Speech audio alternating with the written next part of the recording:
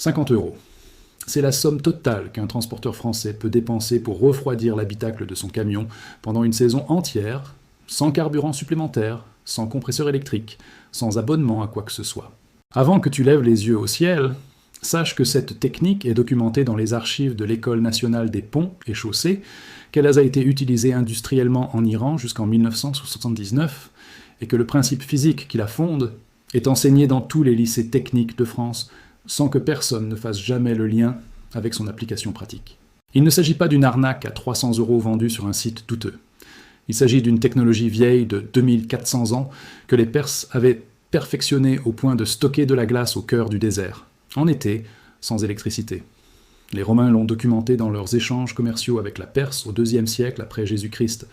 Les constructeurs de cathédrales médiévaux français l'ont réinventé de manière autonome pour conserver les aliments dans les caves de l'abbaye de Fontevraud, en Anjou. Les architectes yéménites l'ont intégré à leur tour avant, dès le XIe siècle. 3 civilisations, 3 continents, 3 millénaires, et la même conclusion physique à chaque fois. Ce n'est pas de la magie, c'est de l'évaporation contrôlée couplée à la convection naturelle de l'air. Et quelqu'un, lors d'une réunion dans un bureau climatisé quelque part entre Paris et Bruxelles dans les années 1990, a compris que si les camionneurs français apprenaient ça, l'industrie des climatiseurs auxiliaires diesel, un marché de 800 millions d'euros par an rien qu'en France, s'effondrerait en 18 mois. Le voyage historique. Commençons par Yazd, une ville dans le désert central d'Iran, vers 400 avant Jésus-Christ.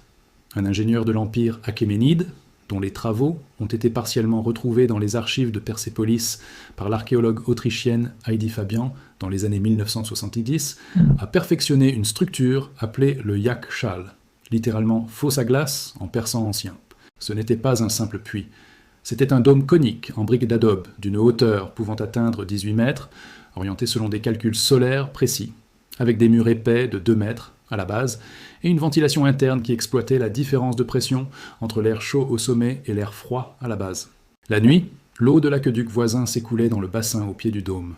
Le vent captif, canalisé par des murets orientés au nord, accélérait l'évaporation de cette eau, abaissant la température interne de 20 à 25 degrés Celsius, en dessous de la température extérieure.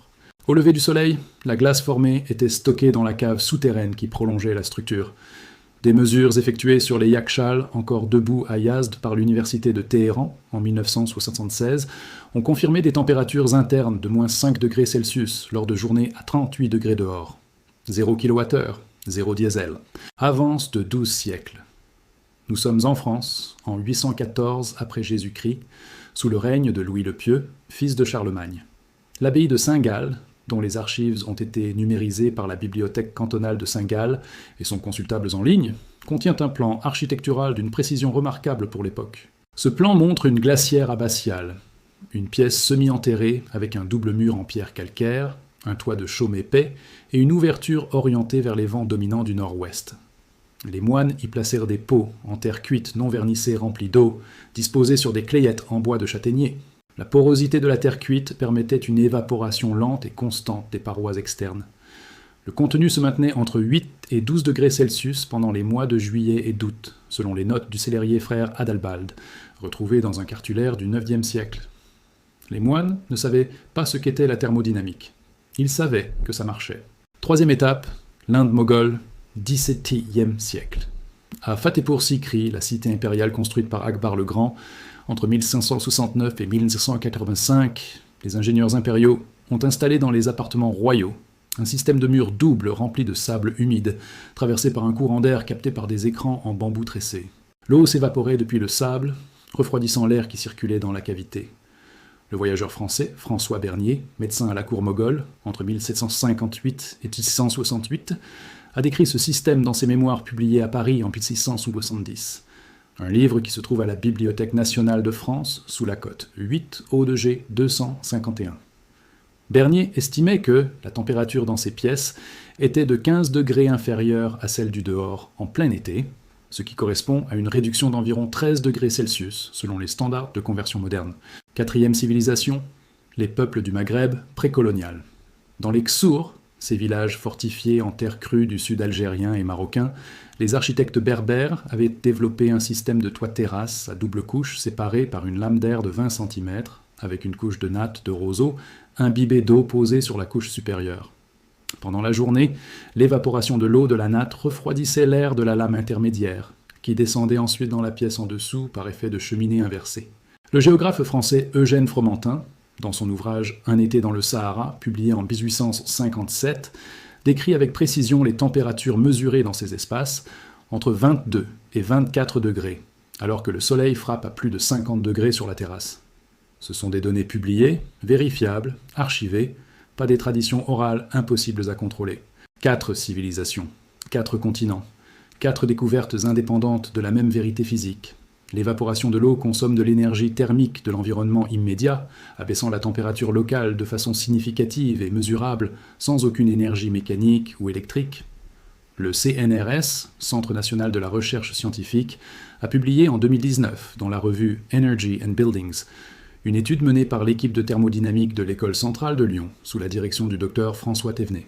L'étude portait sur l'efficacité du refroidissement par évaporation passif, appliqué aux cabines de véhicules industriels, en conditions climatiques méditerranéennes et continentales françaises. Les résultats sont les suivants.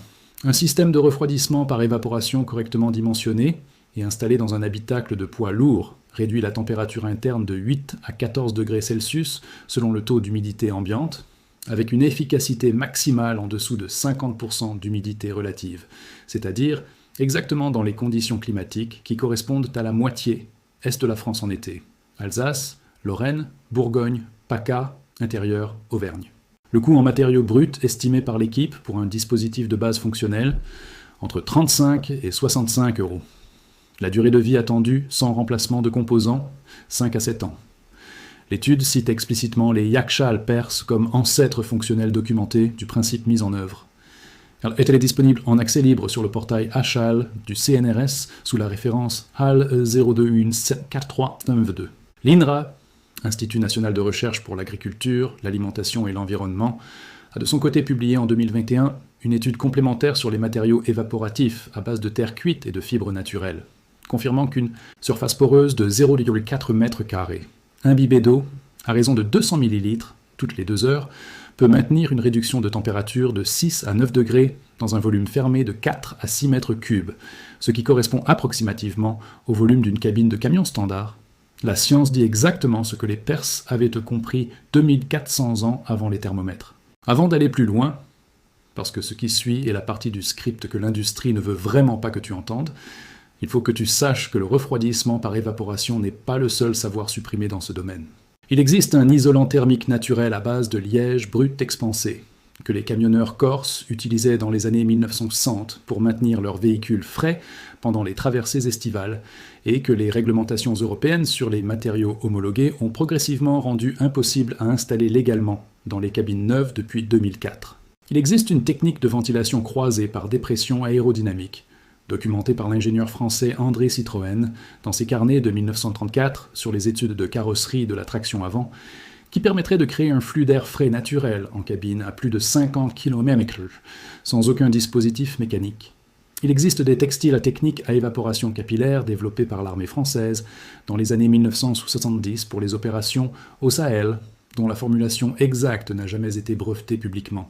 Et il existe des céramiques microporeuses fabriquées artisanalement en Provence depuis le XVIIIe siècle, dont les potiers de Valoris connaissent encore les formules. Reste ici, parce que ce que tu vas apprendre dans les 2 minutes qui suivent, c'est la raison précise pour laquelle aucun fabricant de véhicules industriels ne t'en parlera jamais. L'année clé est 1993. C'est cette année-là que la Commission européenne a adopté la directive 70-956, CEE modifiée, qui a introduit des normes d'homologation obligatoires pour les équipements de climatisation des véhicules industriels. Sur le papier, il s'agissait de sécurité électrique et de normes de fluide frigorigène, le passage du R12 au R134A suite au protocole de Montréal. Dans les faits, cette directive a rendu illégale l'installation de tout système de refroidissement non homologué dans les cabines des véhicules neufs ou révisés. Un système de refroidissement par évaporation passif, qui n'utilise ni électricité, ni fluide frigorigène, ni compresseur, ne peut pas être homologué parce que les catégories d'homologation n'ont pas été conçues pour lui. Il n'est pas interdit en droit. Il est simplement rendu invisible administrativement, ce qui dans le monde du transport professionnel revient exactement au même. Pour comprendre pourquoi c'est une décision économique et pas une décision de sécurité, il faut regarder les chiffres. Le marché français des équipements de climatisation pour poids lourds, climatiseurs auxiliaires diesel, unités de réfrigération de cabine, système de préchauffage-refroidissement au stationnement, représente, selon les données de la Fédération des industries des équipements pour véhicules, FIEV, un chiffre d'affaires annuel de 1,2 milliard d'euros en France et de 8,4 milliards d'euros à l'échelle européenne. Les acteurs dominants de ce marché en France sont Thermo King, Carrier Transicold et Webasto, des multinationales dont les marges sur les unités de climatisation auxiliaire pour cabine oscillent entre 35 et 55% selon les analystes sectoriels. Une solution permanente à 50 €, construite en une après-midi avec des matériaux achetés en quincaillerie, représente une perte de revenus directe de 800 à 2000 € par camion et par cycle de vie, multiplié par les 620 000 poids lourds immatriculés en France. Fais le calcul. Ce qui rend la situation particulièrement cynique, c'est que l'industrie a récupéré le principe. Les fabricants vendent aujourd'hui des systèmes de refroidissement par évaporation indirecte assistée, sous des noms commerciaux comme EcoFresh ou Air Cooler Pro, intégrés dans des boîtiers en plastique technique avec certification CE, à des prix allant de 380 à 1200 € hors pause. Le principe physique à l'intérieur est identique à celui du Yakshal persan. La différence, c'est le logo et le tampon de conformité. Total Energies a même commercialisé entre 2018 et 2022 une gamme d'accessoires de gestion thermique durable de cabine dans ses stations-service pour poids lourds, basée sur des textiles évaporatifs, à 89 € l'unité, sans jamais mentionner que le même résultat peut être obtenu avec de la terre cuite non vernissée et de l'eau. Voici exactement ce qu'il faut faire, comment le faire et combien ça coûte. Le principe de base est le suivant. Tu crées une surface évaporative poreuse à l'intérieur de la cabine, alimentée en eau de façon contrôlée, que le flux d'air ambiant traverse ou longe. Chaque gramme d'eau qui s'évapore consomme 2260 joules d'énergie thermique prise directement à l'air de la cabine, abaissant sa température. Le matériau de base est la terre cuite non vernissée. Tu en trouveras sous forme de pots de jardin classiques, de carreaux de Tomette ou de briques d'argile crue dans n'importe quelle grande surface de bricolage. Leroy Merlin, Brico Dépôt, Castorama, entre 3 et 8 € la pièce selon le format. Achète 2 pots en terre cuite non vernissée d'un diamètre de 20 à 25 cm, un pot de diamètre plus petit qui s'emboîte à l'intérieur du grand, et du sable de construction fin lavé, un sac de 25 kg à 4 € dans n'importe quel point de vente Knauf ou Parex Lanco. Place le petit pot à l'intérieur du grand. Bouche le trou de drainage du petit pot avec de la cire d'abeille ou un bouchon de liège. Remplis l'espace entre les 2 pots de sable tassé. Verse de l'eau dans le sable, environ 500 ml, jusqu'à ce qu'il soit saturé.